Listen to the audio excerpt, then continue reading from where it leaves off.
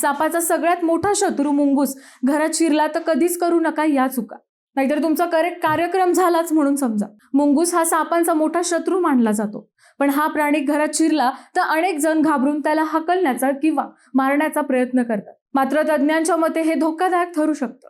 मुंगूस सामान्यतः माणसांपासून दूर राहतो, पण घराजवळ झुडपे, शेती, बाग किंवा उंदीर साप असतील तर तो अन्नाच्या शोधात घरात शिरू शकतो. अशा वेळी शांत राहणे सर्वात महत्त्वाचं आहे. मुंगसाला पकडण्याचा किंवा मारण्याचा प्रयत्न करू नका. घाबरलेला मुंगूस आक्रमक होऊ शकतो आणि त्याच्या धारदार दातांमुळे गंभीर जखमा होऊ शकतात. त्याला दूध किंवा खाणे देऊ नका, त्यामुळे तो वारंवार त्या ठिकाणी येऊ शकतो आणि लहान मुलांना किंवा पाळीव प्राण्यांना याचा धोका निर्माण होऊ शकतो.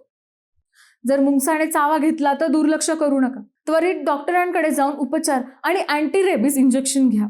सर्वात सुरक्षित उपाय म्हणजे घराचे दरवाजे उघडे ठेवू नका. स्वतः बाहेर जाण्याची संधी देणे, गरज वाटल्यास वन विभाग आणि प्राणी बचाव पथकाची मदत घ्या.